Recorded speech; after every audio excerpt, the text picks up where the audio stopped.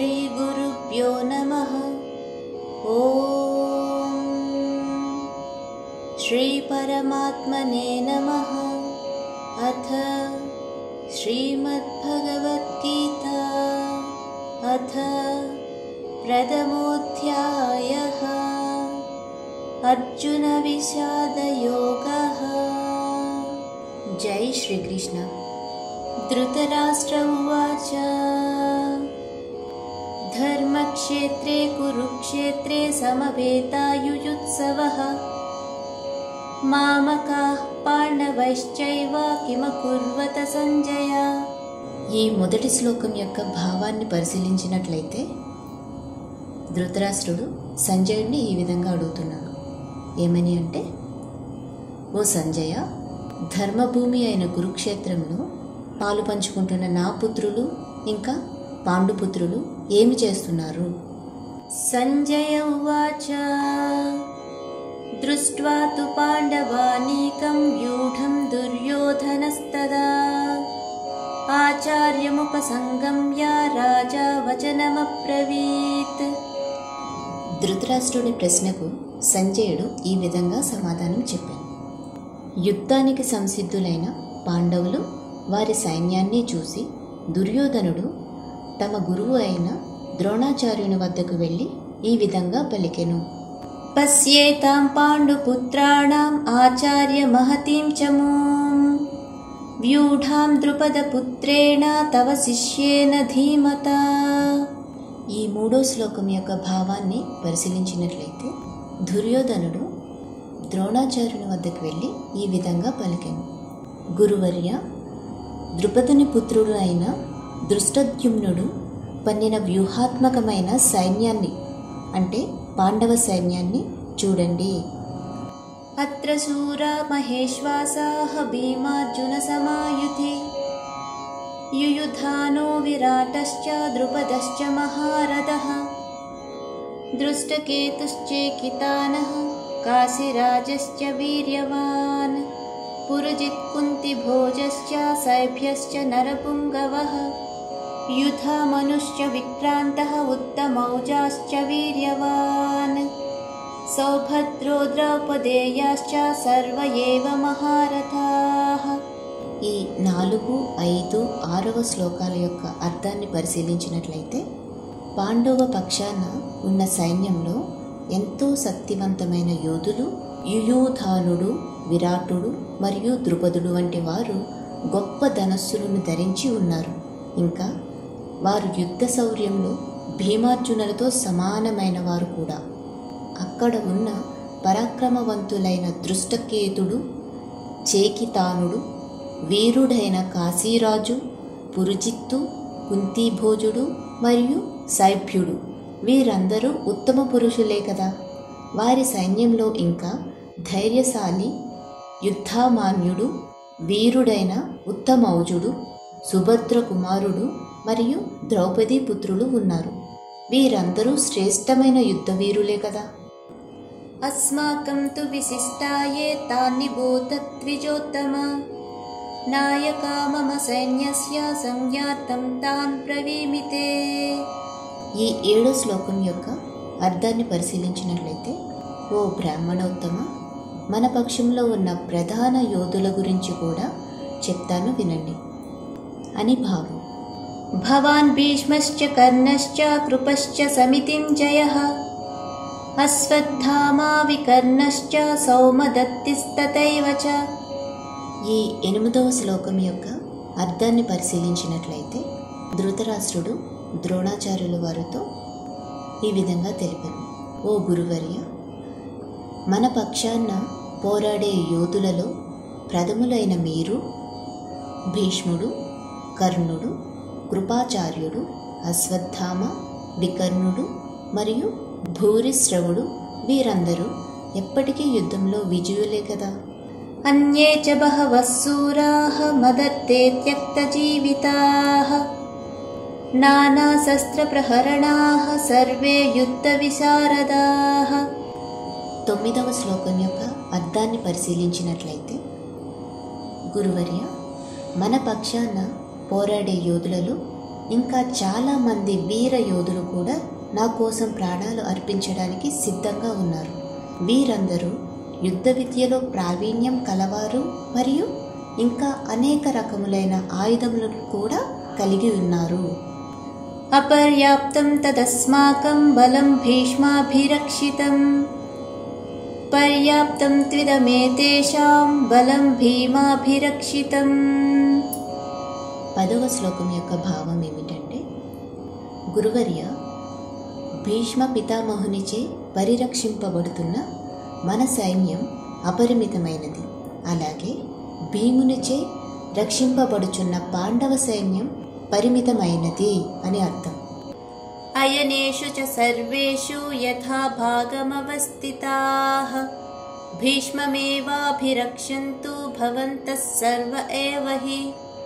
ఈ 11వ శ్లోకం యొక్క భావాన్ని పరిశీలించినట్లయితే, అందువలన కౌరవ సేనా నాయకులందరికీ మీ వ్యూహాత్మక స్థానాలను పరిరక్షిస్తూ భీష్మ పితామహుడికి పూర్తి సహకారం అందించమని పిలుపునిస్తున్నాను అని అర్థం. తస్య సంజనయన్ హర్షం కురు వృత్తః పితామహః సింహనాదం వినద్యోచ్చైః శంఖం దద్మో ప్రతాపవాన్. 12వ శ్లోకం యొక్క భావాన్ని పరిశీలించినట్లయితే, ఈ విధంగా పలుకుతున్న దుర్యోధనుడికి హర్షం కలిగజేయటానికి కురువృద్ధుడు మహోన్నత మూలపురుషుడు అయిన భీష్మ పితామహుడు సింహంలా గర్జించుచు తన శంఖాన్ని పెద్ద శబ్దంతో పూరించారు. తత శంఖాశ్చ భేర్యశ్చ పణవానక గోముఖాః సహసైవాభ్యహన్యంత సశబ్దస్తుమలోభవత్. 13వ శ్లోకం యొక్క భావాన్ని పరిశీలించినట్లయితే, భీష్మ పితామహుడు శంఖాన్ని పూరించిన అనంతరం శంఖములు, డోళ్ళు, ఢంకాలు, బేరీలు మరియు కొమ్ము వాయిద్యాలు ఒక్కసారిగా మ్రోగాయి. అంతేకాకుండా వీటన్నిటి శబ్దం కూడా చాలా భయంకరంగా మారినది. తతస్వేతైర్హయైర్యుక్తే మహతి స్యందనే స్థితౌ మాధవః పాండవశ్చైవ దివ్యౌ శంఖౌ ప్రదత్మతుః. 14వ శ్లోకం యొక్క భావాన్ని పరిశీలించినట్లయితే, ఆ తర్వాత పాండవ సైన్యం మధ్యలో నుండి తెల్లని గుర్రాలతో కూర్చున్న ఒక అద్భుతమైన రథంలో కూర్చున్న శ్రీకృష్ణుడు, అర్జునుడు తమ తమ దివ్య శంఖములను కూడా పూరించారు. పాంచజన్యం హృషీకేశః దేవదత్తం ధనంజయః పౌండ్రం దద్మో మహాశంఖం భీమకర్మావృకోదరః. 15వ శ్లోకం యొక్క భావాన్ని పరిశీలించినట్లయితే, హృషికేశుడు పాంచజన్యం అనబడే శంఖాన్ని, అర్జునుడు దేవదత్తంను మరియు భీముడు పౌండ్రం అనబడే బ్రహ్మాండమైన శంఖమును పూరించారు. అనంత విజయం రాజా కుంతీ పుత్రో యుధిష్ఠిరః నకులః సహ దేవశ్చ సుఘోషమణిపుష్పకౌ కాశ్యశ్చ పరమేశ్వాసః శిఖండీ చ మహారథః దృష్టద్యుమ్నో విరాటశ్చ సాత్యకిశ్చ పరాజితః ద్రుపదో ద్రౌపదేయాశ్చ సర్వసః పృథివీపతే సౌభద్రశ్చ మహాబాహుః శంఖాన్ దద్ముః పృథక్ పృథక్. ఈ 16, 17, 18వ శ్లోకాలను పరిశీలించినట్లయితే, యుధిష్ఠిర మహారాజు అనంత విజయాన్ని పూరించాడు. నకుల సహదేవులు సుఘోష మణిపుష్పకములను పూరించారు. గొప్ప విలుకాడైన కాశీరాజు, మహారథుడైన శిఖండి, దృష్టద్యుమ్నుడు, విరాటుడు మరియు అజేయుడైన సాత్యకి, ద్రుపదుడు, ద్రౌపది యొక్క 5 కుమారులు మరియు భుజబలము కలవాడు సుభద్రాపుత్రుడైన అభిమన్యుడు వీరందరూ తమ తమ శంఖములను పూరించారు. సఘోషోదార్త రాష్ట్రాణం హృదయాని వ్యదారయత్ నభశ్చ పృథివీం చైవ తుములో వ్యనునాదయన్. 19వ శ్లోకం యొక్క భావాన్ని పరిశీలించినట్లయితే, ఓ ధృతరాష్ట్ర, ఆ భీకరమైన శబ్దానికి భూమి, ఆకాశములు దద్దరిల్లెను. అది మీ తనయుల హృదయాలను బద్దలు చేసెను. अत व्यवस्थितान् दृष्ट्वा धार्तराष्ट्रान् कपिध्वजः प्रवृत्ते शस्त्रसम्पाते ధనురుద్యమ్య పాండవః. 20వ శ్లోకం యొక్క భావాన్ని పరిశీలించినట్లయితే, ఆ సమయంలో తన రథం జెండాపై హనుమంతుని చిహ్నం కలిగి ఉన్న పాండవ పుత్రుడైన అర్జునుడు తన ధనుస్సుని తీసుకున్నాడు. సమరానికి ఎదురుగా నిలిచి ఉన్న మీ పుత్రులను చూసి, ఓ రాజా, అర్జునుడు శ్రీకృష్ణుడితో ఇలా పలికెను. హృషీకేశం తదా వాక్యం ఇదమాహ మహీపతే. అర్జున ఉవాచ సేనయోరుభయోర్मध्ये రథం స్థాపయమేచ్యుత. యావదేతాన్ నిరీక్షేహం యోద్ధుకామనవస్థితాన్. కర్మయా సహ యోద్ధవ్యం అస్మిన్ రణసముద్యమే. 21, 22 శ్లోకాల యొక్క భావాలను పరిశీలించినట్లయితే, అర్జునుడు శ్రీకృష్ణ భగవానుడితో ఈ విధంగా పలికెను. ఓ కృష్ణ, దయచేసి నా యొక్క రథాన్ని 2 సైన్యాల మధ్యలోకి తీసుకువెళ్ళండి. ఈ మహాపోరాటంలో, అంటే ఈ రణరంగంలో నిలిచియున్న ఎవరితో యుద్ధం చేయవలసి ఉన్నదో నేను చూడాలి అని భావం. యోత్సమానాన వేక్షేహం యయేతేత్ర సమాగతాః. ధార్తరాష్ట్రస్య దుర్బుద్ధేః యుద్ధే ప్రియచికీర్షవః. 23వ శ్లోకం యొక్క భావాన్ని పరిశీలించినట్లయితే, దుర్బుద్ధి గల ధృతరాష్ట్రుని పుత్రుడు అయిన దుర్యోధనుడిని సంతోషపెట్టడం కొరకు అతని పక్షాన యుద్ధానికి వచ్చిన అందరి వీరులని ఒక్కసారి నాకు చూడాలనిపిస్తున్నది అని భావం. సంజయ ఉవాచ ఏవముక్తో హృషీకేశః గుడాకేశేన భారత. సేనయోరుభయోర్मध्ये స్థాపయిత్వా రథోత్తమం. 24వ శ్లోకం యొక్క భావాన్ని పరిశీలించినట్లయితే, సంజయుడు ధృతరాష్ట్ర మహారాజుతో ఈ విధంగా చెప్పాడు. ఏమని అంటే, నిద్రని జయించిన వాడైన అర్జునుడు కోరిన విధంగా శ్రీకృష్ణ భగవానుడు వైభవోపేతమైన రథమును 2 సైన్యములకు మధ్యలో నిలిపి ఉంచాడు అని అర్థం. భీష్మద్రోణ ప్రముఖతః సర్వేషాం చ మహీక్షితాం. ఉవాచ పార్థ పశ్యేతాన్ సమవేతాన్ కురూనితి. 25వ శ్లోకం యొక్క భావాన్ని పరిశీలించినట్లయితే, భీష్ముడు, ద్రోణుడు మరియు ఇతర రాజుల సమక్షంలో శ్రీకృష్ణుడు ఇలా అన్నాడు. ఓ పార్థ, ఇక్కడ కురువంశస్థులు ఎవరెవరు ఉన్నారో వారిని చూడుము అని భావం. తత్ర పశ్యత్ స్థితాన్ పార్థః పితॄనత పితామహాన్. ఆచార్యాన్ మాతులాన్ భ్రాతॄన్ పుత్రాన్ పౌత్రాన్ సుఖీంస్తతా. 26వ శ్లోకం యొక్క భావం. అక్కడ 2 సైన్యాలలోనూ ఉన్న తన తల్లిదండ్రులను, తాతలను, గురువులను, మేనమామలను, సోదరులను, దాయాదులను, పుత్రులను, మనుమలను, మిత్రులను, మేనల్లులను మరియు శ్రేయోభిలాషులను అర్జునుడు చూచెను అని భావం.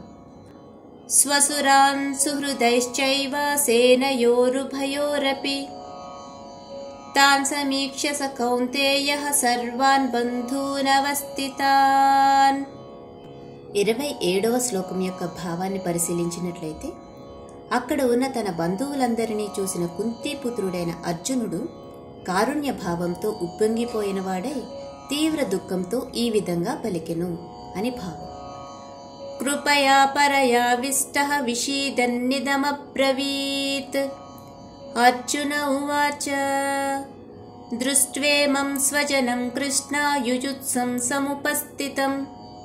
28వ శ్లోకం యొక్క భావం.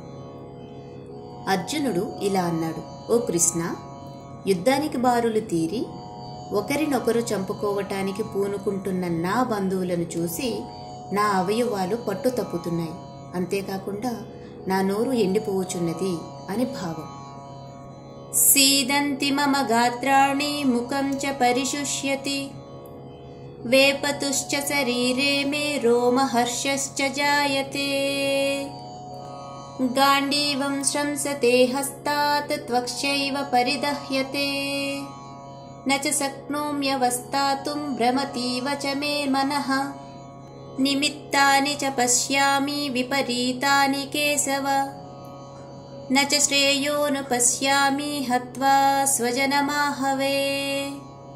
29 నుండి 31 వరకు గల శ్లోకాల యొక్క భావాలను పరిశీలించినట్లయితే, నా శరీరమంతా వణుకుచున్నది, నా వెంట్రుకలు నిక్కబొడుచుకుంటున్నాయి, నా విల్లు గాంధీవము చేజారిపోతున్నది, మరియు నా చర్మమంతా మండిపోతున్నది, నా మనస్సు ఏమీ తోచని స్థితిలో అయోమయంగా తిరుగుతున్నది. ఇక నన్ను నేను స్థిరంగా ఉంచుకోలేకపోతున్నాను. ఓ కృష్ణ, కేసీ రాక్షసుడును సంహరించిన వాడా, అంతటా అశుభ శకునములే కనబడుతున్నాయి. ఈ యుద్ధంలో సొంత బంధువులనే చంపుకోవడం వలన ఏ విధమైన మంచి జరుగుతున్నదో నాకు అంతు చిక్కట్లేదని అర్జునుడు పలికెను. నకాంక్షే విజయం కృష్ణ నచ రాజ్యం సుఖాని చ కిం నో రాజ్యేన గోవింద కిం భోగైర్జీవితేన వా ఏషామర్తే కాంక్షితం నః రాజ్యం భోగా సుఖాని చ తైమేవ స్థితా యుద్ధే ప్రాణాం త్యక్త్వా ధనాని చ. ఈ 32, 33 శ్లోకాల యొక్క భావాన్ని తెలుసుకున్నట్లయితే, ఓ కృష్ణ, నా విజయం కానీ రాజ్యం కానీ వాటి వల్ల వచ్చే సుఖం కానీ ఇటువంటివేమీ నాకు అవసరం లేదు. మనం ఎవరి కోసమైతే ఇదంతా కోరుకుంటున్నామో వారే మన ఎదురుగా యుద్ధం కోసం ఉన్నప్పుడు రాజ్యంతో కానీ సుఖాల వలన కానీ ఇక జీవితంలో దేనివల్లైనా కానీ ప్రయోజనం ఏముంటుంది అని అర్జునుడు కృష్ణ భగవానుడితో పలికెను.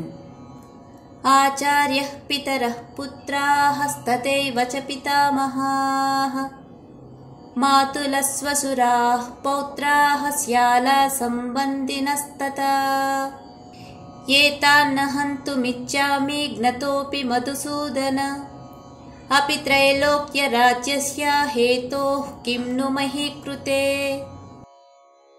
34, 35 శ్లోకాల యొక్క భావాలను పరిశీలించినట్లయితే, ఓ మాధవ, గురువులు, తండ్రులు, కొడుకులు, తాతలు, మేనమామలు, మనువలు, మామలు, బావమరుదులు, ఇంకా ఇతర బంధువులు వీరందరూ కూడా తమ తమ ప్రాణాలను ఇంకా ధనాన్ని పణంగా పెట్టి మరి యుద్ధానికి విచ్చేశారు.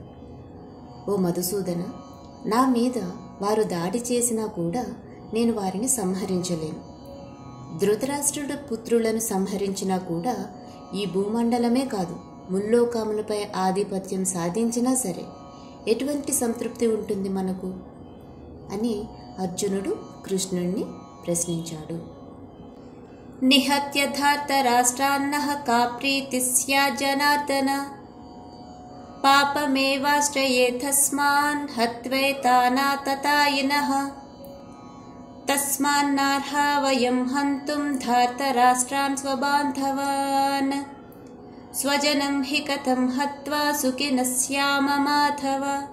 36, 37 శ్లోకాల యొక్క భావాలను పరిశీలించినట్లయితే, ఓ జనార్దన, ధృతరాష్ట్ర తనయులను చంపి మనము ఎలా సంతోషంగా ఉండగలము?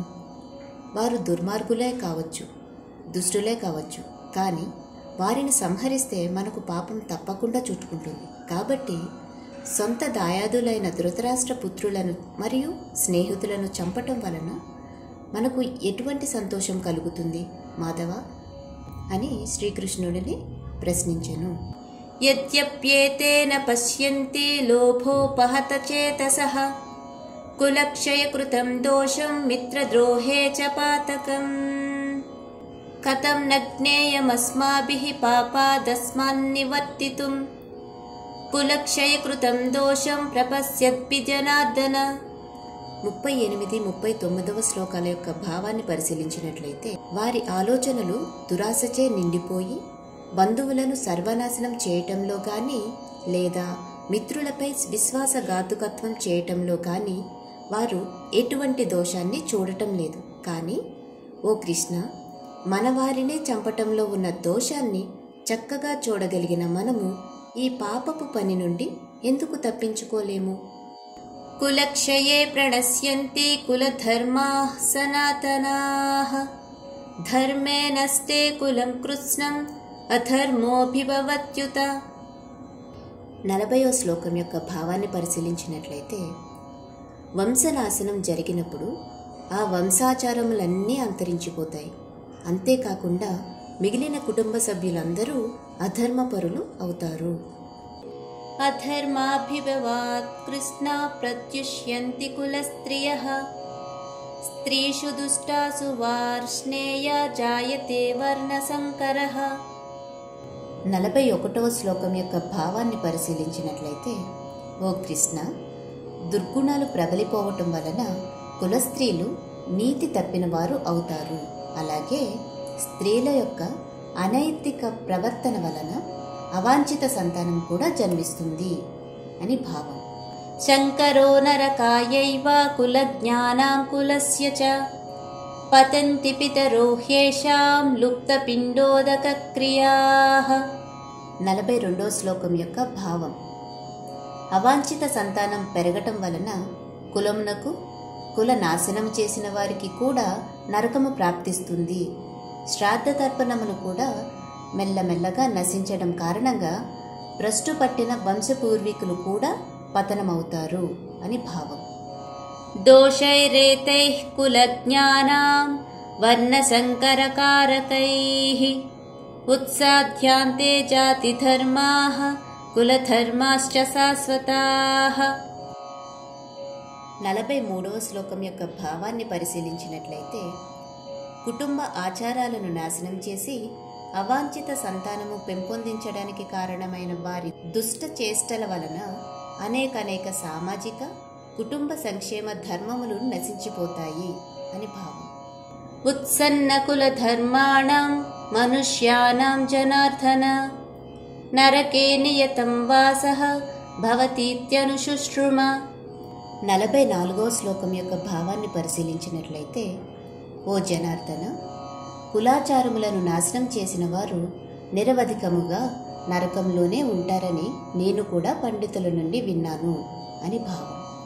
అహో బత మహత్ పాపం కర్తుం వ్యవసితా వయం యద్రాజ్య సుఖలోభేన హంతుం స్వజనముద్యతాః యది మామ ప్రతీకారం అశస్త్రం శస్త్రపాణయః ధార్తరాష్ట్రారణే హన్యుస్తన్మే క్షేమతరం భవేత్.